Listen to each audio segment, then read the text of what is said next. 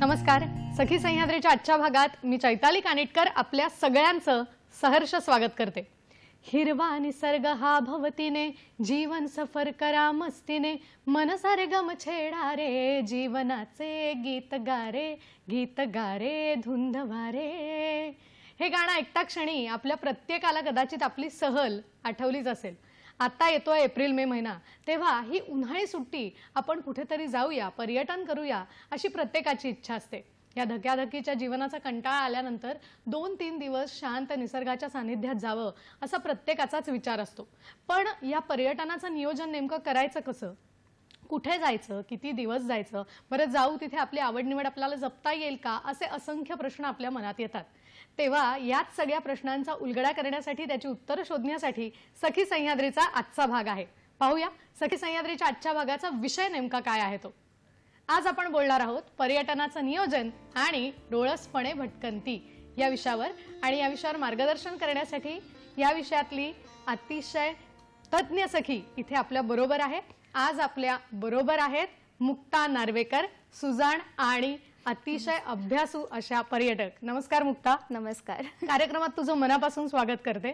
धन्यवाद. भटकंती खरंच सगळ्यांनाच करायची असते, पण ती डोळसपणे करणं हे विशेष महत्त्वाचं आहे. आणि मला वाटतं याच विषयावर आज मुक्ता आपल्याला मार्गदर्शन करणार आहे.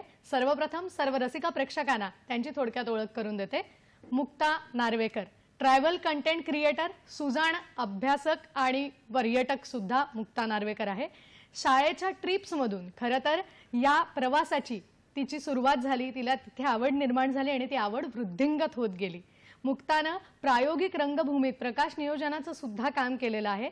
पण आज मात्र फक्त पर्यटन हा केवळ छंद नाही, तर हा तिचा व्यवसाय सुद्धा आहे आणि डोळसपणे भटकंती यावर तिचा विशेष जोर आहे. आजपर्यंत यूट्यूबवरती जवळजवळ 2,52,000 आणि इंस्टाग्रामवरती 1,63,000 फॉलोअर्स तिने मिळवलेले आहेत. डोळसपणे भटकंती नेमकी कशी करावी आणि ती लोकांनाही समजावी, हा त्यामागचा तिचा उद्देश आहे. आज पर्यटनाचं नियोजन आणि डोळसपणे भटकंती कशी करायची या विषयावर ती आपल्याला मार्गदर्शन करणार आहे. पर्यटनाचं नियोजन आणि डोळसपणे भटकंती हा आजचा आपला विषय आहे आणि मार्गदर्शन करणार आहेत मुक्ता नार्वेकर. पुन्हा एकदा मुक्ता स्वागत करते तुझं कार्यक्रमात. मनापासून धन्यवाद. नक्कीच. आणि आपण आता वेळ न घालवता लगेच विषयाकडे वळूया. खरं तर तुझ्याकडे बघूनच आम्हाला एक ऊर्जा आणि उत्साह येतोय, कारण अतिशय यंगेस्ट युवा अशी तू पर्यटक आहेस. तर पहिल्या प्रश्नाला येण्यापूर्वी माझ्या मनात हा प्रश्न आहे की आपण डोळसपणे भटकंती हा एक शब्द वापरतोय. तर मुळात डोळसपणे भटकंती किंवा पर्यटन म्हणजे नेमकं काय, काय सांगशील याविषयी. अच्छा, डोळस या शब्दाचा अर्थच हा आहे की डोळसपणे म्हणजे बारकाईनं बघणं, चिकित्सक पद्धतीने बघणं किंवा सजगपणे बघणं हे आहे. आणि आपण ज्या ठिकाणांना भेट देतो त्या ठिकाणाचं ऐतिहासिक महत्त्व, तिथलं भौगोलिक वैशिष्ट्य, शिवाय तिथल्या निसर्गातल्या बारीक सारीक गोष्टी, तिथली संस्कृती, खाद्य संस्कृती हे सगळं समजून घेणं हा माझ्यासाठी डोळस भटकंतीचा भाग आहे. आणि कसं असतं की यासोबतच अजून एक गोष्ट अशी असते की त्या त्या ठिकाणचं एक वातावरण असतं. म्हणजे काही ठिकाणी गेल्यावरती आपल्याला प्रसन्न वाटतं, काही ठिकाणी मन असं आनंदून जातं, पण काही ठिकाणी गेल्यावरती गूढ वाटतं, कधी खिन्नता मनावरती पसरते. तर ते वातावरण जसं आहे त्या ठिकाणाचं ते मी स्वतःमध्ये झिरपू देते आणि मी ॲक्नॉलेज करते की हां, या ठिकाणावरती आल्यावरती मला असं होतंय बाबा, हे ॲक्नॉलेजसुद्धा करणं माझ्या डोळस भटकंतीचा भाग आहे. म्हणजे बोटीत बसले असेल तर बोट वल्हवताना जो पाण्याचा आवाज येतो तर तो मी कानामध्ये शिरू देते, पक्ष्यांचे रंगरूप बघते, त्याची व्यवस्थित माहिती घेते, खाद्य संस्कृती, तिथल्या पदार्थाची चव जिभेवरती रेंगाळू देते. तर हे सगळं करताना ना ते ठिकाण एक वेगळ्या पद्धतीने उलगडू लागतं, आपलंसं करतं ते ठिकाण आपल्याला. तर आणि डोळस भटकंतीने काय होतं की आपण आपल्या जगण्याकडेही एका दृष्टीने बघू लागतो, तटस्थपणे बघतो आपण आपल्या जगण्याकडे पण, आणि एक सकारात्मकता आपल्या भोवती सतत फिरत राहते. आणि या डोळस भटकंतीचा नकळतपणे आपल्या जगण्यावरती परिणाम होत असतो, तो मी अनुभवलाय. हे मात्र खरं आहे की याचा सकारात्मक होणारा परिणामच आपल्याला हवा असतो आणि म्हणूनच कुठेतरी जायचं आणि पर्यटन करायचं हे आपण ठरवलेलं असतं. आता माझा दुसरा प्रश्न हा आहे की या क्षेत्रात यायचं हे आधी तू ठरवलं होतंस का, तुझं याच्यात नेमकं पदार्पण कसं झालं, काय सांगशील. अच्छा, क्षेत्रात यायचं असं ठरवलं नव्हतं. माझी बॅकग्राऊंड जी आहे ती प्रायोगिक रंगभूमीची आहे. मी प्रकाश योजना करायचे आणि माझा नवरा रोहित तो डिरेक्टर आहे. तर तो नाटकांचं दिग्दर्शन, चित्रपटाचं दिग्दर्शन करतो. तर आमच्या दोघांचं मिळून हे ॲक्च्युली यूट्यूब चॅनल आहे. तर आम्हाला दोघांनाही नाटकातून म्हणा किंवा फिल्ममधून गोष्ट सांगायची आवड आहे. तर आम्ही म्हटलं की त्यावेळेस यूट्यूब हे नुकतं म्हणजे सबर्ब्समध्ये पसरू लागलेलं. तर आम्ही ठरवलं की हे माध्यम आपण आजमावून बघूया. आपण प्रवासाची गोष्ट लोकांपर्यंत शेअर करूया, कारण माझं पॅशन होतं प्रवास. तर त्यातून हा कॉन्टेंट क्रिएशन जर्नीचा प्रवास सुरू झाला. प्रवासाची गोष्ट अशी सुरू झाली हे असं म्हणायला हरकत नाही. खूप छान. आणि आता आपल्या थेट मुद्द्याकडे आणि प्रश्नाकडे येते की पर्यटन तर करायचंय, पण मग सुट्टीतलं पर्यटन करत असताना आपण जी ठिकाणं निवडतो ती नेमकी ठिकाणं कशी काय निवडली पाहिजेत, काय सांगशील तू यावर?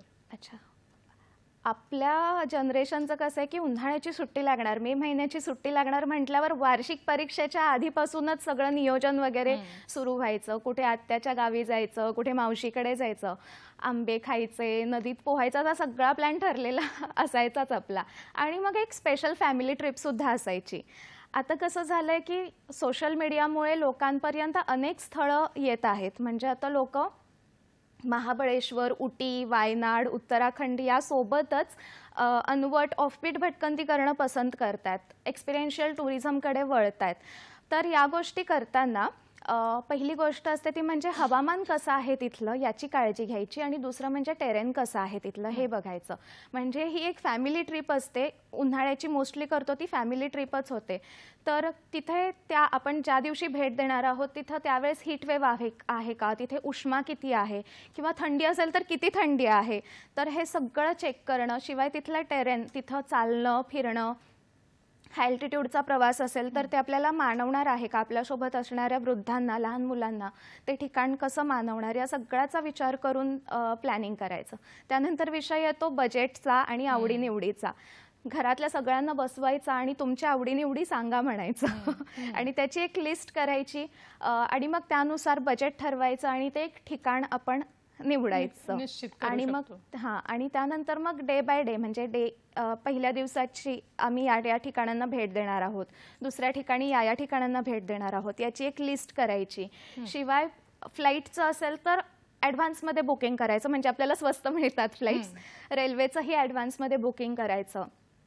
आपण जे स्टे निवडणार आहोत तर ते सुद्धा गुगल मॅपवरती सेव्ह करून ठेवता येतात आपल्याला. म्हणजे त्यांना कॉन्टॅक्ट करायचं आणि शक्य असेल तर ॲडव्हान्स बुकिंग केलेलं बरं पडेल, कारण उन्हाळ्याच्या सुट्टीत जनरली प्रसिद्ध ठिकाणी गर्दी होत असते. त्यामुळं एक ॲडव्हान्स बुकिंग हा पर्याय नक्की डोक्यात ठेवला पाहिजे. नक्कीच. मला वाटतं आता तू फार 2-3 गोष्टी महत्त्वाच्या सांगितल्यास त्या या की ज्यावेळेला आपण कौटुंबिक सहलीचा विचार करतोय तेव्हा कुटुंबातल्या प्रत्येक सदस्याची आवड काय आहे हे विचारणंही तितकंच गरजेचं आहे. कारण काही लोकांना जंगलात फिरायला आवडतं, काही लोकांना बीच आवडतं. तर प्रत्येकाची आवड निवड ही खूप वेगवेगळी असू शकते. तर ह्याचा खूप विचार बारकाईने केला गेला पाहिजे. आणि तू दुसरा आणखीन एक मुद्दा सांगितलास की तिकडचं हवामान, मला वाटतं हे विशेष मला महत्त्वाचं वाटतं. बरेच जण लेह लडाख वगैरे बाजूला ज्या वेळेला सहलीला जातात त्यावेळेला हाय अल्टिट्यूडचा बऱ्याच लोकांना त्रास होतो, ही उदाहरणं आपण ऐकलेली असतात.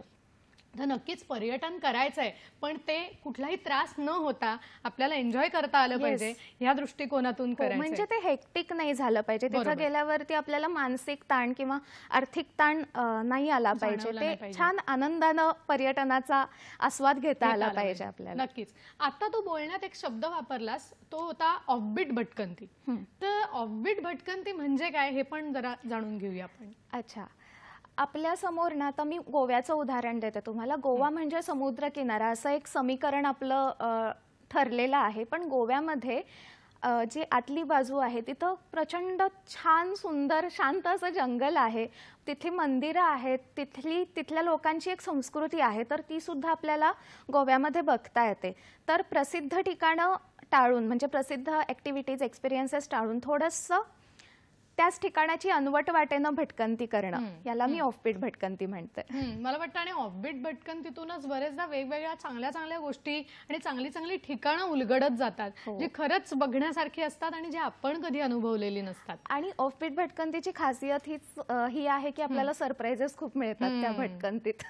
नक्कीच, हे खूप महत्वाचं आहे. आता मला अर्थात पुढच्या प्रश्नाकडे यायचं आहे की आत्ताच तू मगाशी जेव्हा आपण पर्यटनाबाबत बोलत होतो तेव्हा तू बजेटचा उल्लेख केलास की आपली आर्थिक बाजू सुद्धा पर्यटनाच्या दृष्टिकोनातून कशी आहे हे आपल्याला बघणं जाण्यापूर्वीच आवश्यक असतं. तर याच दृष्टिकोनातून विचारायचं की ज्यावेळेला आपल्याला राहायचं असेल एखाद्या ठिकाणी तर त्यावेळेला आज आपल्याकडे बरेच पर्याय उपलब्ध असलेले दिसतात. तर तू आम्हाला याबाबत मार्गदर्शन कर की कशा पद्धतीने राहायला कुठला पर्याय हा योग्य असतो आणि त्याच्या मागचं कारण काय हेही आम्हाला तुझ्याकडून जाणून घ्यायचं आहे. येस, तर खूप पर्याय आहेत राहण्यासाठी. म्हणजे अगदी बजेट फ्रेंडली हॉस्टेल्स पासून ते 5 स्टार 7 स्टार रिसॉर्ट पर्यंत बरेच ऑप्शन्स आहेत. तर ज्यांना सोलो करायचं आहे, त्यांच्यासाठी बजेट बॅकपॅकिंग करायचं आहे, त्यांच्यासाठी हॉस्टेल हा पर्याय आहे किंवा लॉजेस हा पर्याय आहे जे स्वस्त मिळतात. त्यानंतर येतो ऑप्शन होमस्टेचा. होमस्टेमध्ये कसं की स्थानिक लोकांच्या घरातच आपली राहायची सोय केलेली असते. याचा फायदा असा होतो की तिथल्या संस्कृतीत स्थानिक लोकांशी म्हणजे संवाद साधून तिथल्या संस्कृतीत आपल्याला जास्त रममाण होता येतं आणि ऑफबीट भटकंतीसाठी बरेच पर्याय तिथे खुले होतात. कारण स्थानिकही लोक आपल्याला हे सांगू शकतात की कुठे जाऊ शकाल. येस, तर तेही पर्याय सुचवतात. तर तो थोडासा मिड रेंजमध्ये येतो. त्यानंतर रिसॉर्ट्स आहेत, परत इको रिसॉर्ट सुद्धा आहेत, नेचर रिसॉर्ट आहेत. म्हणजे आता समज तुम्ही मे महिन्याची सुट्टी प्लॅन करत असाल तर महाराष्ट्रातच महाराष्ट्र, कर्नाटक, गोवा या भागांमधले जे जंगलातले भाग आहेत तिथे सुंदर सुंदर नेचर रिसॉर्ट्स आहेत. थोडेसे म्हणजे हाय एंड म्हणजे कॉस्टली असू शकतात पण एक्सपिरियन्स सुंदर मिळतो तिथे. म्हणजे काही ठिकाणी नॅचरल स्प्रिंग पूल आहे, म्हणजे तिथंच बिना क्लोरीन नसलेला पूल आहे, तिथे छान पोहण्याची मजा आपल्याला घेता येते. काही ठिकाणी धबधब्याचं असं पाणी साचून पूल तयार झालेले आहेत. तर अशा सगळ्याचा आनंद आपल्याला तिथे घेता येतो. म्हणजे आपल्याला जो एक्सपिरियन्स निवडायचा आहे तो अगदी म्हणजे हॉस्टेलपासून ते 5 स्टार रिसॉर्ट पर्यंत सगळे पर्याय आपल्याला आहेत. आपण जो एक्सपिरियन्स घेणार आहोत त्यानुसार बजेट ठरवलं की त्यानुसार आपल्याला बुकिंग करता येतं. नक्कीच या विषयावर असंच मार्गदर्शन ती करणार आहे. पण वेळ झाली एका छोट्याशा विश्रांतीची. आपण मात्र कुठेही जाऊ नका, आम्ही लगेचच परत येतोय. पाहत रहा सखी सह्याद्री.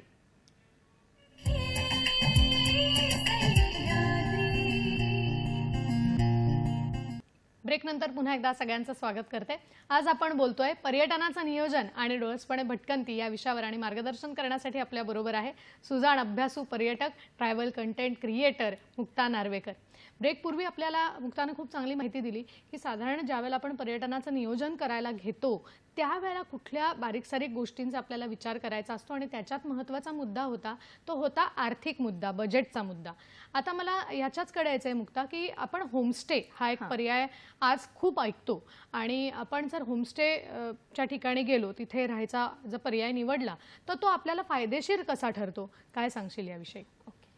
तर होमस्टेमध्ये मी मगाशी म्हटलं तसं की होमस्टे म्हणजे जे स्थानिक लोक असतात त्यांच्याच घरी राहण्याची आपली सोय केलेली असते. तर होमस्टेचा फायदा असा होतो की पहिली गोष्ट म्हणजे स्थानिक लोकांशी संवाद होऊन तिथल्या नवीन जागा कळतात.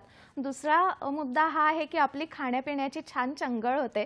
तिथल्याच खाद्य संस्कृतीचा आनंद आपल्याला घेता येतो आणि खूप प्रेमळ माणसं भेटतात. म्हणजे मी ज्या होमस्टेमध्ये राहिले आहे तिथं खूप प्रेमानं असं छान खाऊ पिऊ घातलेलं आहे मला. तर होमस्टेमध्ये राहण्याचा तो एक ते 2 बेनिफिट्स खूप आहेत. आणि बरेचदा होमस्टे हे बजेट फ्रेंडली सुद्धा असतात. आणि इव्हन म्हणजे उद्या असं म्हणू नये पण एखाद्या व्यक्तीला आपल्यापैकी काही त्रास झाला तर मला वाटतं अशी माणसं असतील तर ती आपल्याला मदत करण्यासाठी लगेच उभी राहू शकतील. आपल्याला एक फोन येतोय तो आपण आधी कार्यक्रमात घेऊया. आपल्याला ज्योती सकळकर प्रश्न विचारतायत बोरिवलीहून. नमस्कार. नमस्कार ज्योती. नमस्कार.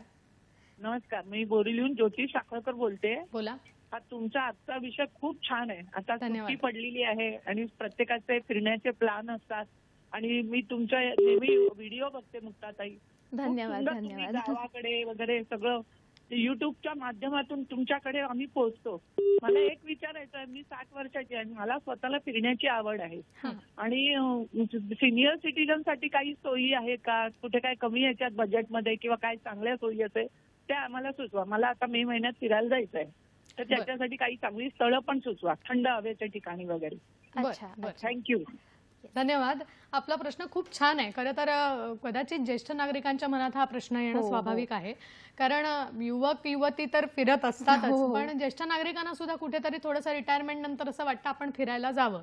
तर यांच्या प्रश्नाला तू थेट काय उत्तर देशील? येस, नमस्कार स्वाती. मला खूप छान वाटलं तुमचा प्रश्न ऐकून आणि तुमच्याशी बोलून सुद्धा. तर थंड हवेचं ठिकाण म्हटलं तर आता हिमाचल, उत्तराखंडमध्ये प्रेफर करू शकतो पण. आणि त्याशिवाय म्हणजे तिथे सुद्धा होमस्टेज आहेत, म्हणजे तिथे काटकुणी नावाची घरं असतात, तर तिथे राहून तिथल्या स्थानिकांशी बोलून आपल्याला छान एक्सपिरियन्स घेता येईल.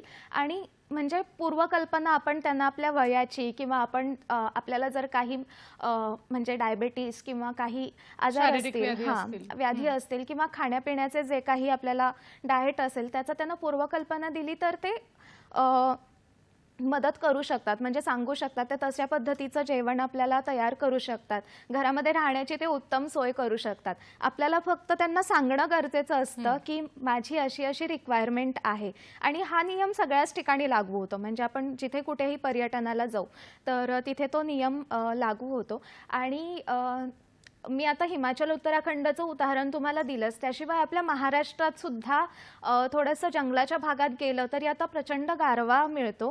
काही ठिकाणी युवकांनी मातीची घरं जपली आहेत, म्हणजे बाहेर प्रचंड उकाड आहे पण आपल्याला आतमध्ये घरामध्ये थंडावा मिळतो. काही ठिकाणी शेतं आहेत, म्हणजे माडसुपारीच्या बागा आहेत, त्यामध्ये सुद्धा आपल्याला फिरता येतं. बारामाही म्हणजे पाटाचं पाणी काही ठिकाणी वाहतं, तर अशी ठिकाणं आहेत आपल्यासाठी खुली.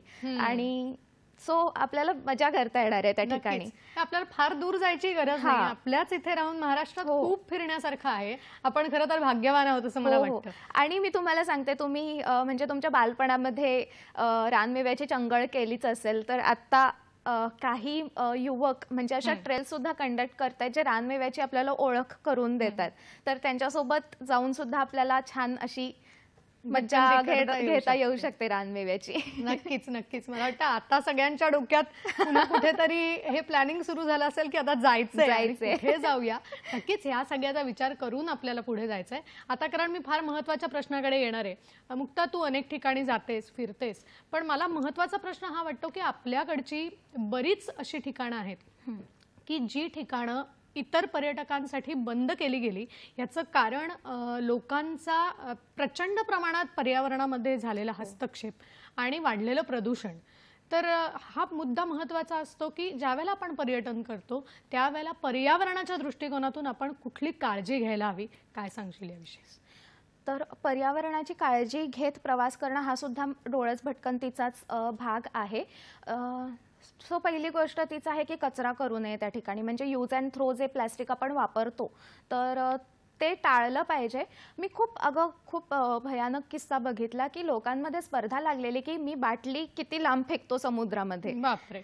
तर हा जो आसुरी आनंद येतोय ना, त्या आनंदापोटी आपण समुद्राच्या पोटामध्ये प्रचंड घाण करत आहोत. तर तसं नाही करायला पाहिजे. आणि माझं असं मत आहे की ज्यावेळेस आपण डोळसपणे बघू ना, एखादं जंगल डोळसपणे बघू, त्याचं कौतुक करू, ॲप्रिशिएट करू, तेव्हा आपल्यात जे कचरा करायची क्षमता आहे ना ती निश्चित कमी येणार. आपलं पर्यावरण छान सुंदर दिसणार त्यामुळं.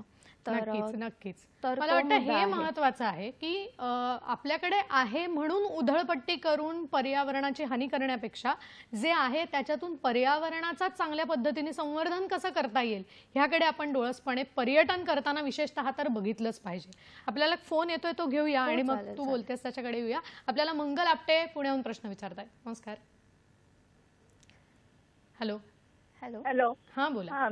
मला असं विचारायचं आहे की जे वयस्कर लोक असतात तर मग त्यांना काही लोकांना पर्यटनाचं कुठलीच चांगली स्थळ ते माहिती नसतात, तर ती जे बघण्यासाठी तुम्ही काय नियोजन सांगू शकाल किंवा काय योजना असेल? आणि दुसरी गोष्ट म्हणजे आता आपल्या ज्या कैऱ्या असतात तर कैऱ्याची ज्या बिया आहेत तर त्या डोंगरात टाकल्या तर मग आज ती झाडं येतील असं पण मला वाटतं की एक जरा वेगळा. आणि बाटल्या घेऊन जातात, तर त्या बाटल्या पण फेकल्या जातात, तर त्या बाटल्या आपल्या बरोबरच असतात पाण्याच्या.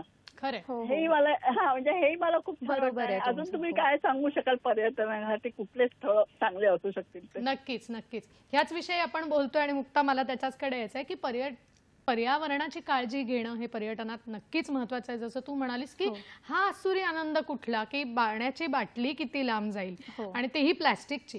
शक्यतो प्लास्टिक हे वापरूच नये असं मला वाटतं की आपण यासाठी ना एका कंपनीने खूप छान बॉटल काढली आहे. म्हणजे आपल्याला मनामध्ये भीती असते, मी पिते म्हणजे विहिरीचं नदीचं पाणी डायरेक्ट पिते, पण एक कुठेतरी मनामध्ये असेल ना की आपल्याला पोटाला काहीतरी त्रास होईल, तर त्यासाठी एका कंपनीने खूप छान बॉटल काढली आहे जी फिल्टर होऊनच पाणी येतं. म्हणजे आपण झऱ्याचं किंवा विहिरीचं पाणी त्यामध्ये घातलं की ते प्रॉपर फिल्टर होऊन खाली पडतं. थोडीशी महाग आहे बॉटल, पण लॉंग टर्म ती आपण वापरू शकतो आणि म्हणजे आपण कुठेही ते पाणी भरून घेऊ शकतो. म्हणजे समजा आपली 10 दिवसाची ट्रिप असेल आणि आपल्याला जर bottles plastic use and throw आपल्याला जर 2-2, 3-3 जर लागत असतील तर 30-40 बॉटल्स प्रति माणशी कचरा होणार. तर हे कुठेतरी आपण त्या बॉटल्समुळे टाळू शकतो.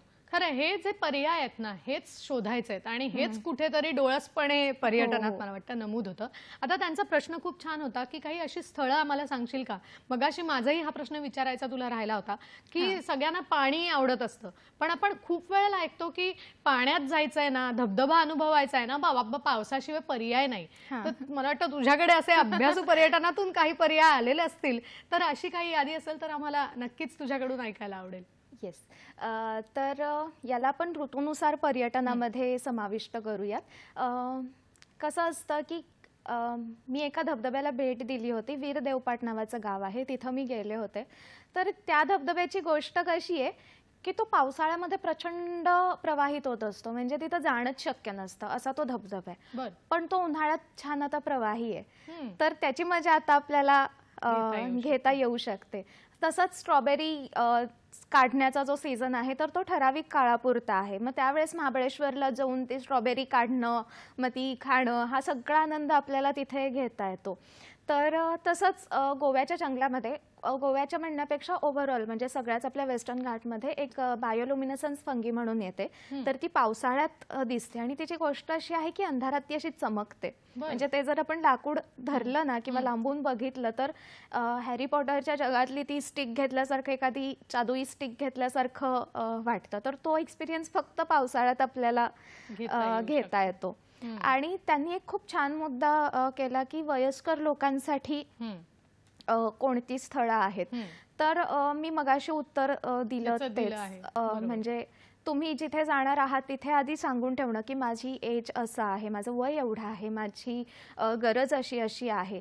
तर अशी बरीच ठिकाणं आहेत. म्हणजे गोव्यामध्ये नेचर रिसॉर्ट आहे, तर तिथे खूप छान काळजी घेतली जाते प्रत्येक माणसाची आणि छान आवडीनिवडीही तिथे जपल्या जातात. तर असे बरेच होमस्टेज ऑप्शन्स आहेत आणि मी खात्रीनं सांगते की एकदा माणसाशी संपर्क झाला आणि त्याचा म्हणजे त्याचं मन आपल्याला समजलं ना की तो संवाद खूप छान होतो त्या ओनरचा आणि आपला, आणि मग ते अगदी कुठलीही मदत करायला तयार होतात.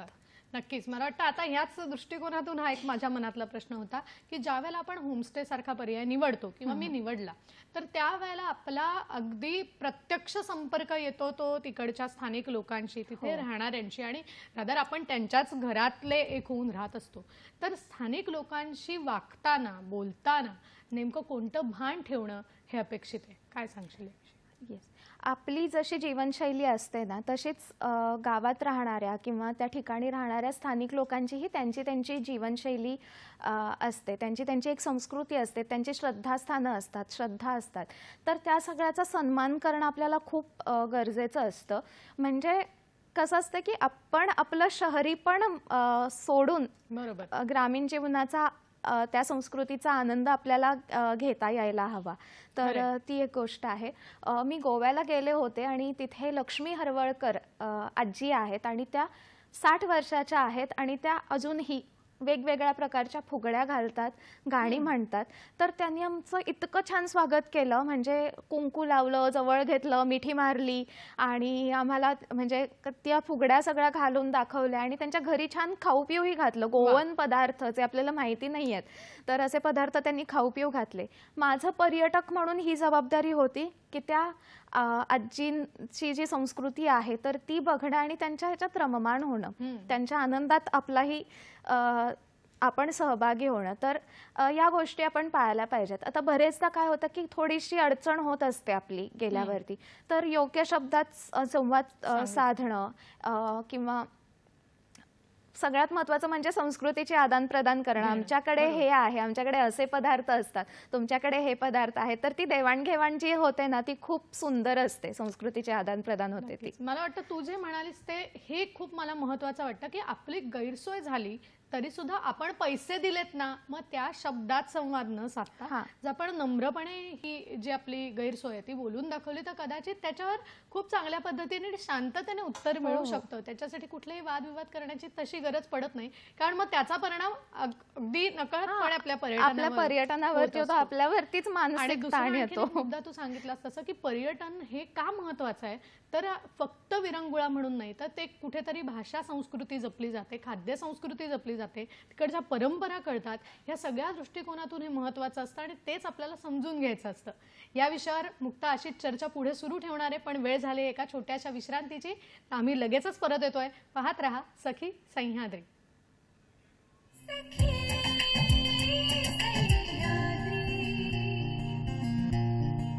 ब्रेक नंतर पुन्हा एकदा आपण पर्यटनाकडे वळतोय. पर्यटनाचं नियोजन आणि डोळसपणे भटकंती हाचा आपला विषय आणि मार्गदर्शन करते मुक्ता नार्वेकर. ब्रेकपूर्वी खूप चांगल्या पद्धतीने आपली चर्चा झाली होती की ज्येष्ठ नागरिकांसाठी कुठली पर्यटन स्थळं आपण निवडायला हवीत, ती कशी निवडायला हवीत, स्थानिक लोकांशी आपण कसं वागायला हवं, या सगळ्या संदर्भात आता मी फार महत्त्वाच्या मुद्द्याकडे येणार आहे आणि तो मुद्दा आहे की बुकिंगचा. मला पर्यटन करायचंय म्हटल्यानंतर आपण आधी सगळ्यात आरक्षणाच्या मागे लागतो आणि ते लागणं गरजेचंही आहे, कारण आपल्याला जिथे जायचंय ती जागा फुल होतीये की काय ही मनामध्ये खूप भीती असते. पण हे बुकिंग करत असताना आपण कुठल्या गोष्टींची काळजी घेणं किंवा कुठल्या गोष्टींचा विचार करून ते करणं आवश्यक आहे हे तुझ्याकडून जाणून घ्यायचं आहे. येस, पहिल्यांदा मी आपण जो स्टे निवडतो त्याविषयी सांगेन. गुगल मॅपवरती किंवा गुगलवरती त्या ठिकाणाचे रिव्ह्यूज असतात लिहिलेले, तर ते वाचणं आणि आता बरेचदा फेक रिव्ह्यूज सुद्धा दिले जातात, तर ते पडताळणं आणि त्या रिव्ह्यूज द्वारेच आपण तो स्टे किती कम्फर्टेबल आहे किंवा योग्य आहे हे निवडू शकतो. दुसरा मुद्दा हा आहे की म्हणजे रिफंड पॉलिसीज कशा असतात, कॅन्सलेशन चार्जेस कसे असतात याचा. तर प्रत्येक ऑनलाईन प्लॅटफॉर्मवरून तुम्ही बुकिंग करणार असाल तर त्यांच्या टर्म्स अँड कंडिशन्स लिहिलेल्या असतात की अमुक एका तारखेपर्यंत जर तुम्ही रिफंड केलं तर तुम्हाला 50%, कॅन्सल केलं तर 50% रिफंड तुम्हाला मिळू शकतो किंवा नाही मिळू शकत. एकदा तुम्ही अमाऊंट भरली ॲडव्हान्स की तुम्हाला नाही मिळू शकत. असे बरेचसे टर्म्स अँड पॉलिसीज असतात त्यांच्या, तर ते एकदा नजरेखालून घालणं खूप महत्त्वाचं आहे. म्हणजे त्यांना आपल्यावरती आर्थिक ताणही येणार नाही आणि मानसिक ताणही येणार नाही. बरोबर, तर ती गोष्ट गरजेची आहे आणि त्याची काळजी आपण घेतली पाहिजे. मला वाटतं विश्वासार्हतेच्या दृष्टीने हा मुद्दा खूप महत्त्वाचा आहे की आज गुगल मार्गदर्शक आपल्याकडे आहे आणि खरंच लोकही जो योग्य रिव्ह्यू असेल तो द्यायचा प्रयत्न करतात बऱ्यापैकी. पण हा पूर्व अभ्यास करणं ही पर्यटक म्हणून खरं तर आपली जबाबदारी आहे. आपल्याला एक फोन येतोय तो आपण घेऊया. आपल्याला शिवानंद वसेदार निपाणीहून प्रश्न विचारतात. नमस्कार. नमस्कार. नमस्कार. माझा प्रश्न असा आहे, आता काही व्यक्ती आपल्या वाढदिवस किंवा काही कार्यक्रमाच्या निमित्ताने वृक्षारोपण करतात, काही ठिकाणी झाडे वगैरे जाऊन लावतात आणि ते लावतात आणि सोडून देतात त्यांनी. पण ते लोक विचार करत नाही की झाडे जगतात किंवा मरतात किंवा उन्हाळ्यात काय परिस्थिती होईल काय नाही, काय बघते काय नाही, आणि त्याच्याला 50-100 झाडे लावतात आणि सोडून देतात. मग तशा लोकांनी कशा प्रकारे नियोजन केली पाहिजे आणि तशा लोकांना तुम्ही काय मार्गदर्शन कराल जेणेकरून ते झाडे जगतील आणि नियोजन चांगल्या प्रकारे होईल, तुम्ही काय सांगाल असा प्रश्न आहे. नक्कीच, मला वाटतं खूप चांगला त्यांचा प्रश्न आहे की वृक्ष दिन आला, पर्यावरण दिन आला की नकळत उत्साह संचारतो आणि मग कुठेतरी जाऊन 50 ते 100 झाडांची बाबा रोपण आम्ही वृक्षारोपण करून आलो हे आपण कुठेतरी अभिमानाने सांगतो. पण ते म्हणाले तो मुद्दा अगदीच सत्य आहे की झाड लावल्यानंतर ते जगतंय का, त्याचं पुढे काय होतंय हे पाहिलं जात नाही. तर हे कसं आपण नियोजन करून ह्याच्याकडे लक्ष देऊ शकतो, काय सांगशील? पहिल्यांदा म्हणजे ज्यावेळेस आपण असा उपक्रम हातात घेऊ त्यावेळेस हे भान असलं पाहिजे की मी हे काम पूर्ण करणार, ही माझी जबाबदारी आहे. तर हे जबाबदारीचं भान असणं खूप महत्त्वाचं आहे. आणि अशा बऱ्याचशा म्हणजे ग्रुप्स आहेत जे मी जवळून बघितलेत, व्यक्ती आहेत ज्यांना जवळून ओळखते, ते खूप छान काम करतात. म्हणजे माझाच एक मित्र आहे, तर तो झाडं म्हणजे लोकांचे फोन येतात त्याला की आमच्या दारात झाड लावायचं आहे. तर त्याची पहिली रिक्वायरमेंट असते की ओके मी लावून देतो झाड, पण तुम्ही काळजी घेणार ना त्याची. तरच तो लावतो आणि मोफत लावतो. तर ती मोहीम त्यांना हातात घेतली होती आणि त्यानं खूप छान झाडं लावली आणि जगवली सुद्धा.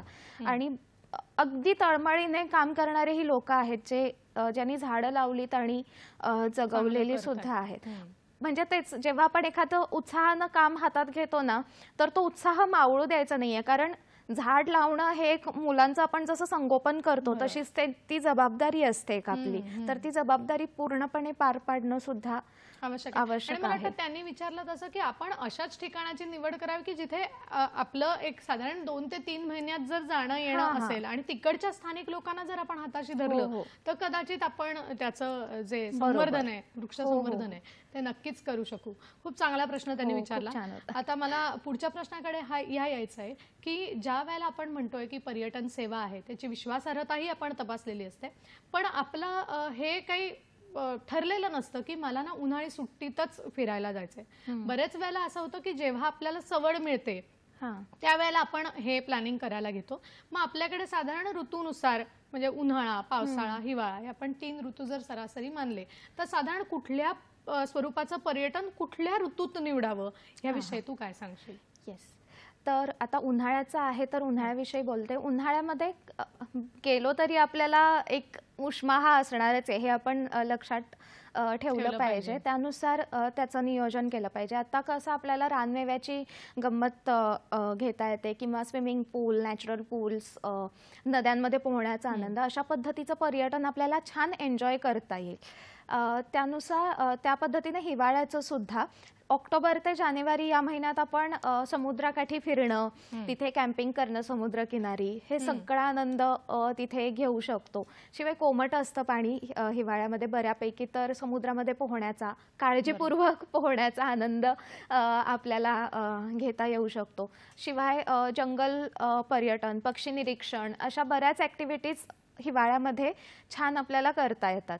आणि पावसाळ्यामध्ये अर्थात काय म्हणायचं, हिरवा शालूच पांघरलेला असतो.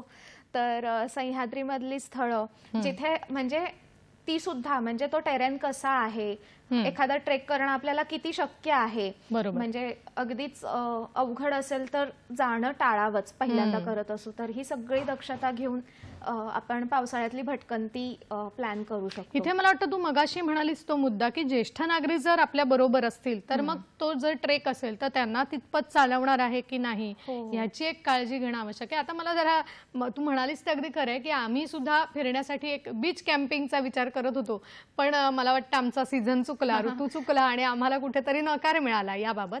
तसंच मला विचारायचं आहे की काजवे, आज काजवे आपल्याला दिसतच नाहीत आणि शहरात तर काजवे आपल्याला म्हणजे काजवा हा दाखवावा लागतो, मग तो चित्रामध्ये असेल किंवा व्हिडिओमध्ये असेल, पण हे प्रत्यक्ष काजवे बघण्यासाठी कुठलं साधारण काळ हा अनुकूल असतो आणि ते आपण कुठे कुठे पाहू शकतो, काय सांगशील?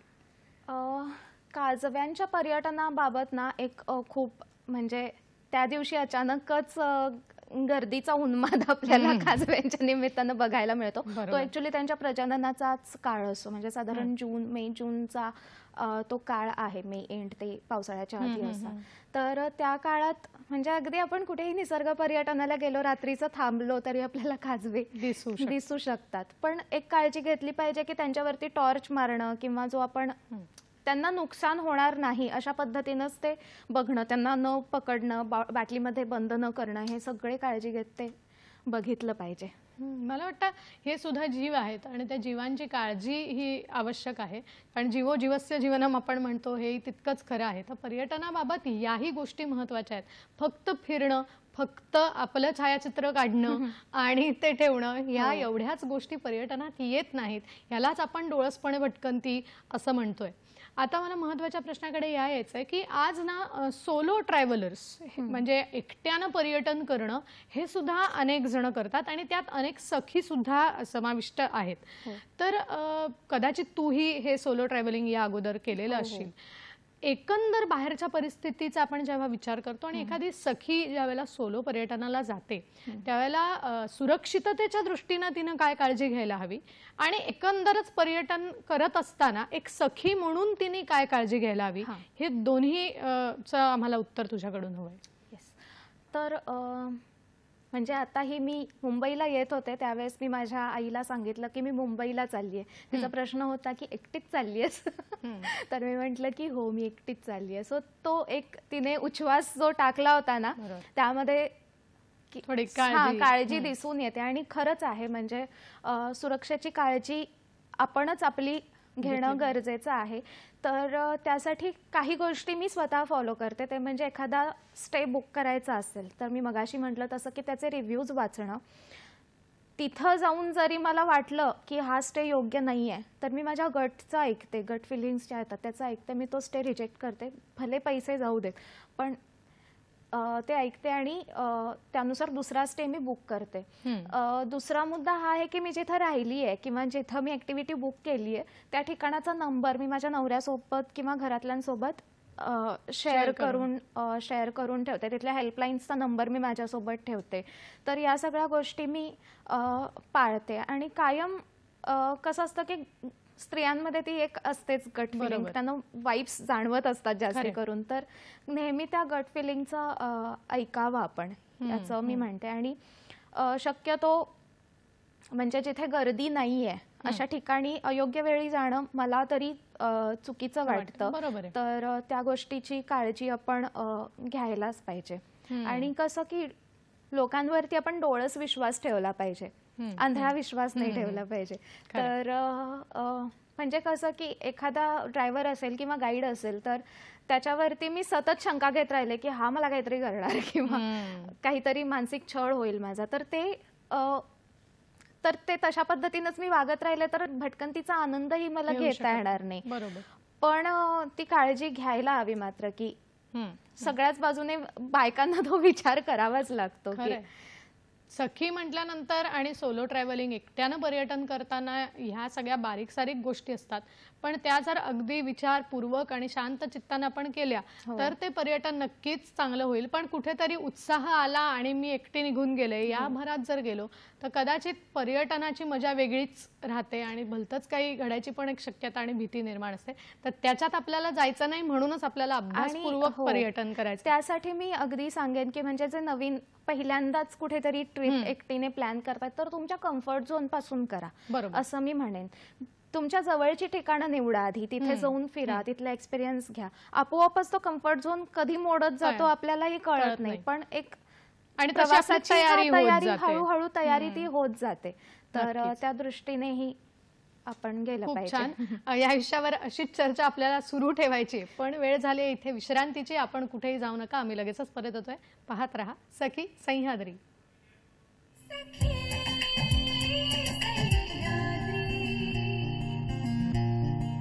ब्रेक नंतर पुन्हा एकदा सगळ्यांचं स्वागत करते. पर्यटनाचं नियोजन आणि डोळसपणे भटकंती हाच आपला सखी सह्याद्रीचा विषय आहे आणि मार्गदर्शन करण्यासाठी आज आपल्या बरोबर आहे ट्रॅव्हल कंटेंट क्रिएटर अभ्यासू सुजाण पर्यटक मुक्ता नार्वेकर. आता जे मी उच्चारलं ट्रॅव्हल कंटेंट क्रिएटर आता मला याचाच कडे यायचंय की कदाचित असे व्हिडिओज बघून किंवा वेगवेगळे व्लॉग बघून काही सखींच्या मनात येऊ शकतं की मला सुद्धा या क्षेत्रात यायचंय किंवा मला सुद्धा ही आवड आहे आणि मला पुढे जाऊन हे करायला आवडेल. तर अशा सखींच्या बाबत मला तुला प्रश्न हा विचारायचा आहे की या क्षेत्रात पदार्पण करताना कुठल्या गोष्टींचा आपल्याला विचार करायचा आहे म्हणजे कुठले फायदे आणि कुठले तोटे किंवा संभाव्य अडचणी काय काय येऊ शकतात याचाही आपल्याला विचार करायचा आहे आणि कसलं कसलं शिक्षण याच्यासाठी असणं हे खूप आवश्यक आहे. काय सांगशील? येस. तर ट्रॅव्हल कॉन्टेंट क्रिएशनची माझी जी सुरुवात आहे ती मी माझ्या शहरापासूनच केली होती. कोल्हापूर जवळची जी ठिकाणं आहेत किंवा माझ्या गावात जो शिमगोत्सव झाला तर त्यापासूनच मी सुरुवात केली. माझ्या कम्फर्ट झोनपासून मी सुरुवात केली आणि हळूहळू मी माझ्या भटकंतीचा विस्तार वाढवला. तर कम्फर्ट झोनपासून सुरुवात करा आणि ट्रॅव्हल कॉन्टेंट क्रिएट करताना म्हणजे आपल्याला कॅमेरा हाताळणं खूप गरजेचं असतं. बरोबर. स्क्रिप्ट रायटिंग, एडिटिंग या सगळ्या स्किल्स आधी आपल्याला शिकल्या पाहिजेत किंवा करत करतही त्या आपण ॲडव्हान्स जाऊ शकतो. कारण बरेचसे प्लॅटफॉर्म्स आहेत त्यावरती आपल्याला खूप उत्तम पद्धतीने त्याचं गायडन्स मिळतं. तर ती एक सुरुवात म्हणून आपल्याला ती लक्षात ठेवली पाहिजे. आणि अर्थात याचे फायदे म्हणजे मला प्रवास खूप करायला मिळतो. शिवाय म्हणजे त्यातून व्यवसायही माझा छान चालतो, उत्पन्नही छान मिळतं मला त्यामध्ये. पण मला सगळ्यात मोठा प्रॉब्लेम कोविडमध्ये आला. खरं. तर त्यावेळेस ट्रॅव्हलिंग पहिल्यांदाच ठप्प पडलं होतं, त्यामुळे मला कुठेही ट्रॅव्हल करता आलं नाही. त्यावेळेस मी चॅनेल सुरू ठेवताना बुक रिकमेंड करायचे, पुस्तकांचं रिकमेंडेशन्स दिलं होतं किंवा घरी बागकाम करायचं तर त्याचा व्हिडिओ करून मी टाकला होता. तर त्यावेळेसुद्धा हे भान होतं की ओके, प्रवासाशी निगडीत किंवा माइंडफुलनेसशीच निगडीत आपण ते व्हिडिओज करत राहिले पाहिजेत. तर तो सुद्धा एक कॉन्टेंट क्रिएशनमध्ये तो विचार आपल्या मनामध्ये सतत ठेवला पाहिजे की हा स्पॅन माझा जाता कामा नये. बरोबर. आणि हे फार महत्वाचं आहे की विषयाचं विषयांतर होता कामा नये, हे खूप जपणं. कारण ज्या वेळेला आपण म्हणतो की ही परिस्थितीच अशी होती की सगळंच बंद झालं होतं, न जाणं असं पुन्हा कधी खरं तर होऊ नये, पण अशी वेळ आली आणि आपण या क्षेत्रात असू, तर ती म्हणाले तसं हे भानही तितकंच ठेवलं पाहिजे. आपल्याला एक फोन येतोय तो आपण घेऊया आणि मग आपल्या चर्चेकडे येऊया. आपल्याला शहाजी देशमुख पनवेलहून प्रश्न विचारतात. नमस्कार. नमस्कार, मी शहाजी देशमुख बोलतोय पनवेलवरून. बोला. नमस्कार. तर आम्ही आता सप्टेंबर मध्ये गेलो होतो पंचकेदार ट्रेकसाठी उत्तराखंडमध्ये. तर 8 जणांचा ग्रुप होता आमचा. तर आम्हाला एक मुलगी भेटली, सोलो ट्रॅव्हलर होती आणि दिल्लीची होती. तर तिला आमचा ग्रुप जॉईन करायचा होता पुढच्या ट्रेकसाठी. तर मी 3-4 जणांचं म्हणणं असं होतं की तिला घ्यावं आपण ग्रुपमध्ये, आपण 8 जण आहे आणि होऊ जाईल ऍडजस्ट. पण मला असं थोडंसं वाटत होतं की तिची चौकशी करावी. मी म्हटलं की तुझ्या घरच्यांचा कोणाचा फोन नंबर असेल तर दे, आम्ही बोलतो. तर तिने टाळाटाळ केली. तर मग आम्ही तिला काय घेतलं नाही, मी म्हणजे स्पष्ट नकार दिला. तर मी बरोबरच केलं ना, कारण की जशी स्त्रियांना भीती असते तशी आम्हाला पण असते ना. नाही, बरोबर. आणि काय करावं म्हणजे त्यांचं जेन्युइननेस आहे की नाही ते जाणून घेण्यासाठी आणखी काय प्रयत्न करायचे. मला वाटतं खूप महत्वाचा प्रश्न तुम्ही विचारलात की असेही अनुभव येतात आणि त्यांनी कदाचित हा अनुभव आज आपल्या बरोबर शेअर केला, त्यामुळे इतरांनाही हे कळलं असेल.